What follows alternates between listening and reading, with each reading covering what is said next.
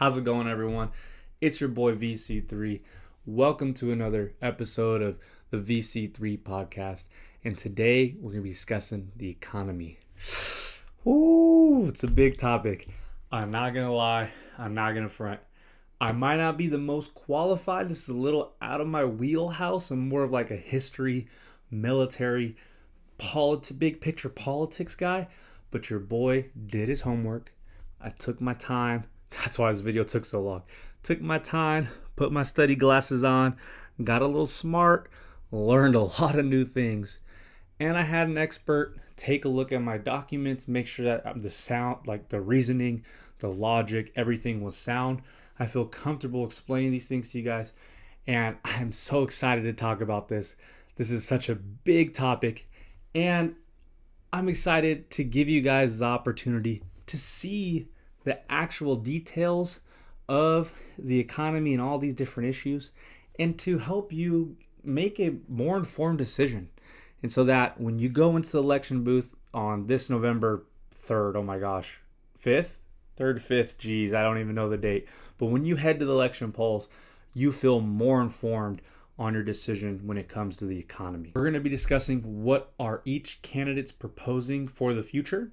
So we're going to look at Harris's economic plan, the pros and the cons, and we're going to look at Trump's economic plan, the pros and the cons. Let's start off with Harris's economic plan. In this first portion, we're going to be talking about how her plan impacts your wallet, how much money she's putting in the bag. So let's take a look. Harris's economic plan is designed to benefit lower and middle income households by expanding existing tax credits, increasing subsidies, and increasing taxation of upper income households and corporations. That's the plan, all right? What are some of the key economic proposals? Well, Harris wants to expand the child tax credit. That means $3,600 tax credit per child 5 years and younger, and $3,000 per child older than 5 years.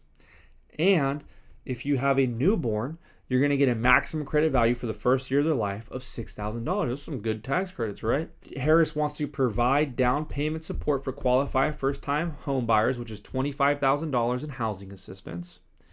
It's not on the chart, but Harris also wants to provide $50,000 for new business owners or people who are starting up a business, $50,000 down payment for small businesses. Then Harris wants to expand the income tax credit, wants to extend and enhance the premium tax credit. These are some things that I don't really know about. So any of you economic geniuses, wizards, want to comment a little more about that. But Harris wants to expand these things, lower the age to qualify, and to make it easier to qualify for these tax credits. And then finally, in order to pay for all these tax credits, because if you're slashing things, right, and you're giving people money, you need to pay for it somehow, right?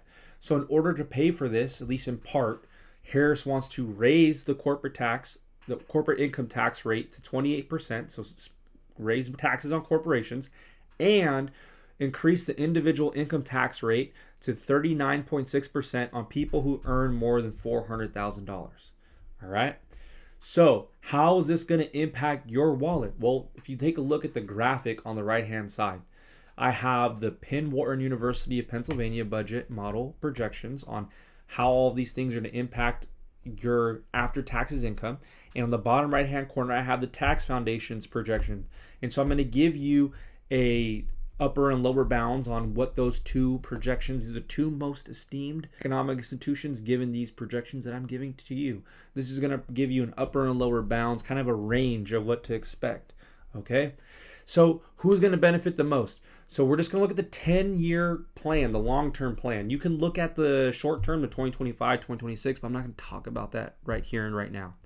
So in 10 years, over a 10-year period, the people who are going to benefit the most under this plan are the poorest Americans, the people in the first and second quintile.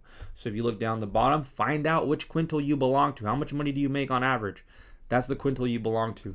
And this is the percentage you're going to be benefiting of extra income you're going to be taking home after your taxes. This is projected. So the first quintile, 13.6 to 24.4%. Second quintile, 1.6 to 3.9%. So those are some significant chunks of money. All right, middle class Americans. So this is the middle quintile, and then the fourth quintile, which is high middle class, will receive a moderate economic increase. So if you're in the middle, you're going to receive 0.4% to 2.4% increase in your after taxes income. And if you are in the high middle class, upper middle class, you're going to receive somewhere between a decrease by 0.5% or an increase by 1.8%. All right. The wealthiest Americans, the top 5%, will see a slight decrease in their annual income. So either a 0.02% or a 4.8% decrease in their take-home pay. They're going to be making less money. So again, Harris wants to increase taxes on the rich, increase taxes on corporations to fuel the benefits that the poor and the middle class are receiving. All right. So how will this plan impact the overall economy? Because believe it or not, your wallet and the overall economic health of the country are not the same thing. They're actually different. They're intertwined, but they're different. So Harris's economic plan is projected to cause the U.S. economy to shrink. We want to get big. We don't want to shrink, right? To shrink and be less competitive over the next 10 years. So the impact is that GDP will fall somewhere between 1.3 to 2% by 2034. Full-time employment and jobs will decrease by to 1 million jobs, so 786,000. Capital investment and working hours will also fall. So overall wages will reduce by 0.8% to 1.2%. So this is because of the increased taxes on corporations, the increased taxes on the wealthiest. This is what's going to help. This is part of the stuff that's going to drive the U.S. economy to shrink and to be less competitive. The federal revenue is going to be increased by 1.697 trillion. So Harris, because of the increased taxes, though, the federal government's going to make more money, which is going to help fund the government and help fund those tax credits that Harris wants to give for the most poor Americans and the middle class Americans. So that some of that money is going to be used for that, but it doesn't make up the full bill. So national debt also has to be increased by a low to moderate amount by 1.2 to 3.4 trillion, but any amount above zero is still more than what we need. What are some of the additional factors in Harris's economic plan? So Harris's housing plans that we talked about, with the additional money being given in assistance to first-time buyers, that is going to boost demand. So more people are going to want to buy houses because they're going to get assistance from the government, and could lead to higher housing prices. Price controls, another thing that Harris is about, capping insulin, capping all these different drugs, capping different grocery prices. Well, that's likely to deter new drug development. And additionally, the capping grocery prices isn't really an actual issue. The profit margins are lower than the average industries. So overall, Harris's economic plan is designed to increase the income of the bottom 95% of earners. So, but the biggest benefits going to the poor and the middle class, and the top 5 seeing a slight decrease. The plan is to increase their income by increasing taxes on corporations, increasing taxes on the rich, which will together shrink the economy slightly over the long term and shrink the competitiveness of the U.S. economy over the long term. Additionally, because Harris's tax revenue will not foot the entire bill, she needs to increase the national debt by 1.2 to 3.4 trillion dollars. So future generations will be worse off because they will have to shoulder most of the economic burden to finance the spending increases for this plan. All right, let's talk about Trump. Okay, so Trump's proposed economic plan is designed to benefit lower, middle, and high-income households by slashing taxes across the board. But, this is a big but Trump's proposed tariffs, which are designed to raise revenue for this plan, are projected to wipe out most of the economic gains, especially for the poor and middle-class Americans. Let's talk about those key economic proposals first. Trump wants to make the 2017 Tax Cuts and Job Acts, the TCJA, permanent. which expires in 2025. He wants to reduce the corporate tax rate. I think it's 21% or 18%. I don't have it on screen right now, but I'll have it on screen when this comes out. He wants to exempt tips and Social Security benefits from tax, exempt overtime pay from taxes. He wants to eliminate green energy subsidies. He wants to, and here's the tariffs, he wants to raise tariffs on all Chinese imports to 60%. And he wants to put a universal tariff on all imports. So this means every country that we trade with, he wants to put a 10 to 20% tariff on their goods that we import. This includes our allies as well. So how will this impact your pocket? So if we look over the right-hand side, I have the Penn Wharton University budget model, like we talked about. And on the bottom, we have the tax foundation, The Penn Wharton model, this is funny. Trump actually went to Penn Wharton. So this is his people talking about his plan. Interesting. So the Penn Wharton model does not include the impacts of the tariffs. I just put that up there so you can see what it would look like if Trump got rid of the tariffs, the tariff plan, how much money you would be gaining if he got rid of those. But again, he needs those for his plan to raise revenue, because when you slash across the board, you need to make money somehow. And if you don't raise revenue, you're going to have to just add to the national debt even more. But so that's why that's there. So the tax policy did incorporate the impacts of those tariffs. Okay. And so who's going to benefit from this? So the wealthiest Americans will see a significant increase in their income by 3.1%. Okay. Middle class Americans, which is that middle and fourth quintile like we talked about earlier, find your quintile group in the bottom, find out where you plug in and see how much benefit you're going to get. The middle class Americans, the middle and fourth quintile, will receive a slight increase to their income. 0.3% for middle quintile, and plus 1.4% for the fourth quintile, so the 60 to 80% people. The poorest Americans, on the other hand, the first and second quintile, will receive a decrease in their income by 0.6% for the most poor and by 0.04% for the second most poor. So those are the economic implants that for your wallet. All right. So I can hear it, I can feel it. I see people screaming and hollering at the camera right now, at their screen, saying, "Vince, those tariff plans are going to work magic." I can hear you typing in the comments and the description, "Oh, tariffs are going to be fantastic." Well, let me tell you this.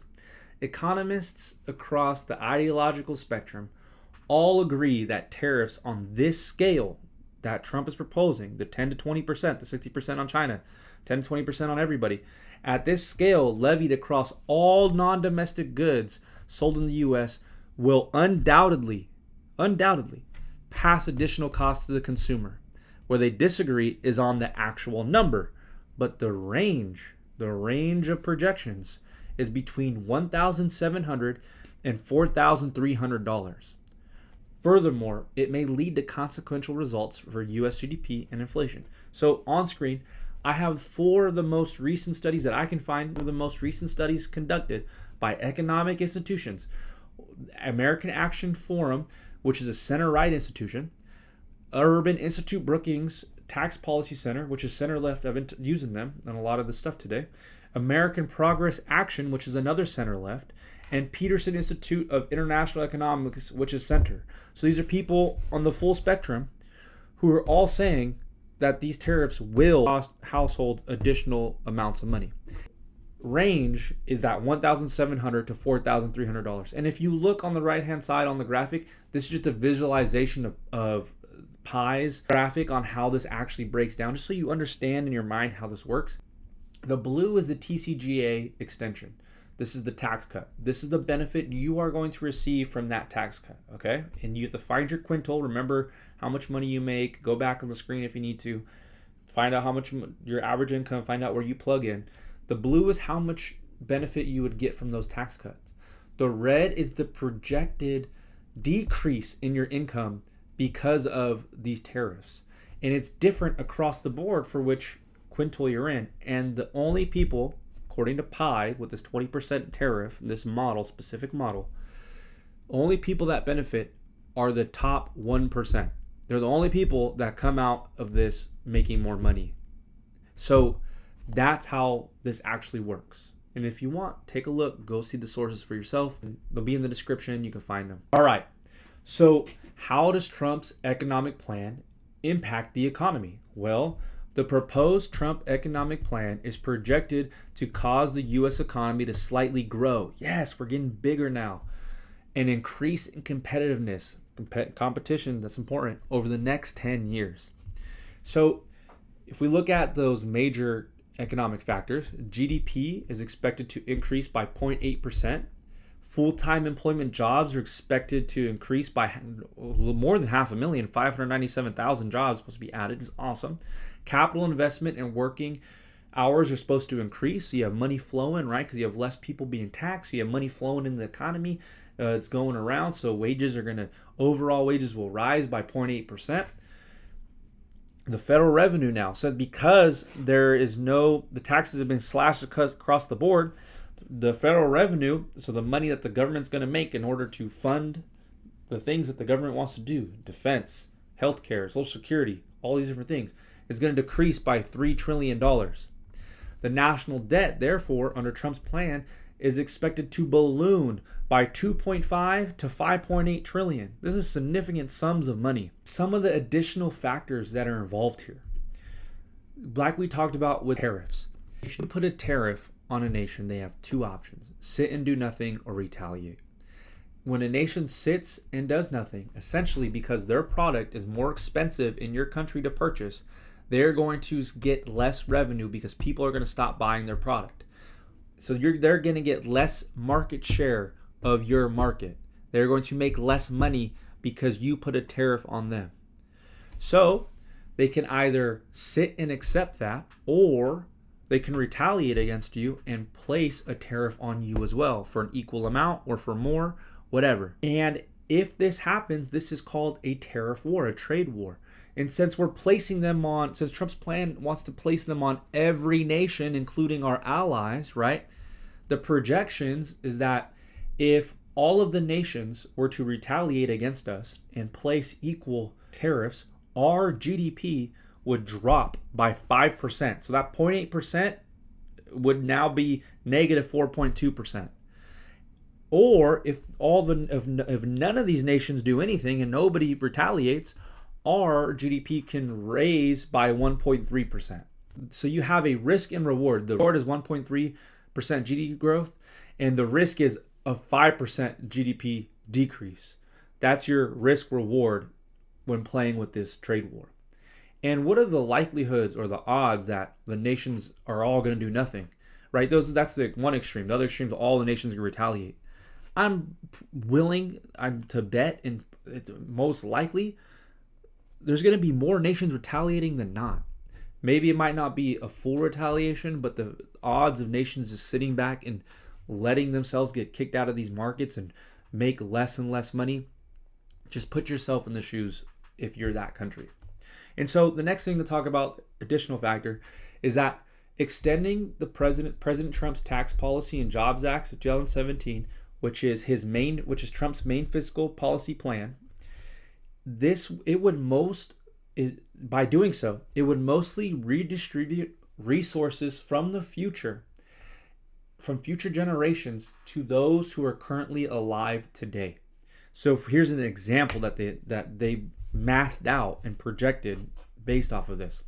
The extension would produce the equivalent of a one-time lifetime gain for $13,400 for a 20-year-old in the bottom income quintile. That's awesome. Getting an additional $13,400 over the time of your life as a 20-year-old in the bottom, if you're in the bottom income quintile, the poorest of the poor Americans, that is life-changing for you. It's awesome. But the same type of household born 30 years later would be $21,800 worse off, with even larger losses accumulating for future generations. So you are robbing from Peter to pay Paul, robbing from your kids to pay for now, or your grandkids to pay for now. So Trump's economic plan in a nutshell.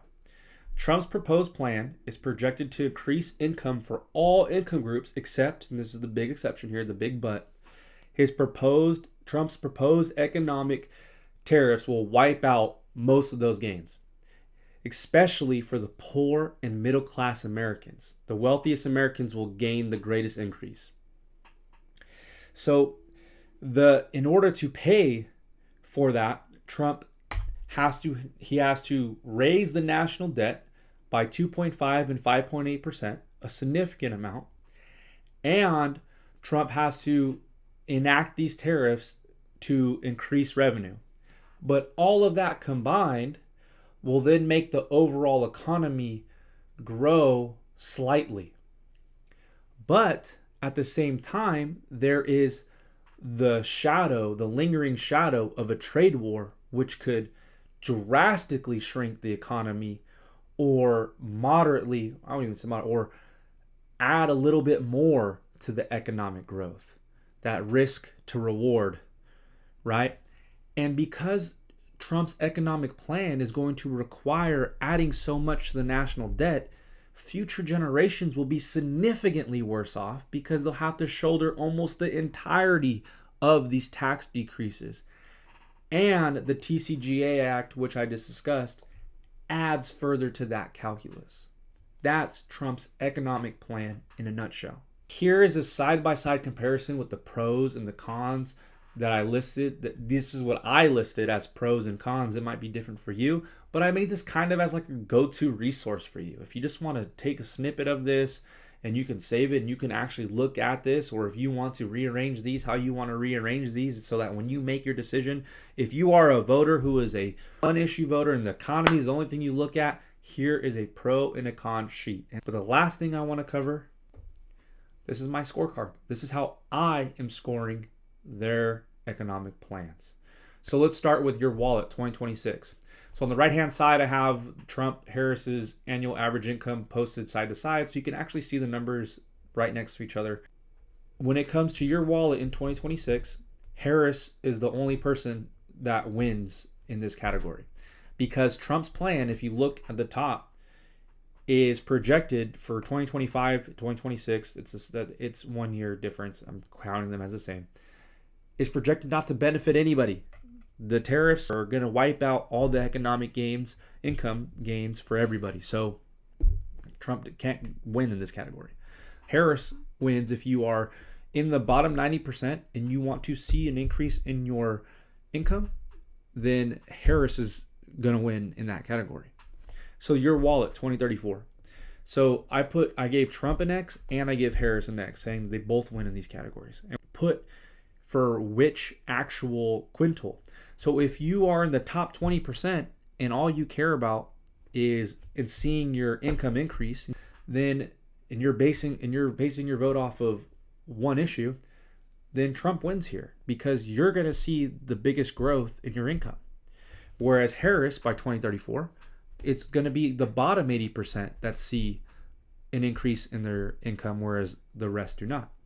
When it comes to the overall health and strength of the economy growing, increasing, Trump wins. His projections was that the economy was going to slightly grow, whereas Harris's win to slightly decrease, so she can't win in this. When it comes to the national debt, both candidates are increasing the debt, which is a terrible thing and which needs to stop. And we need to elect candidates who balance the budget. But these are the two candidates we have. And Harris has a significantly smaller amount of national debt she's going to add. Trump is projected to double her amount. Federal revenue, who's going to generate more money for emergencies to spend to fund the government so that we have smaller national debt as well? Well, Harris, she generates more federal revenue. And the last portion, additional negative factors. So additional negative factors are those factors that I talked about earlier. Harris's price control, Harris's housing subsidies, Trump's potential trade war, and Trump's TCJA Act, which is going to rob from the future of our kids and our grandchildren to fuel economic growth now. And when I weigh those two things, price control, more expensive housing versus a trade war, and robbing from my kids and grandchildren to fuel my economy now, to fuel my pockets now, I think Harris wins on that.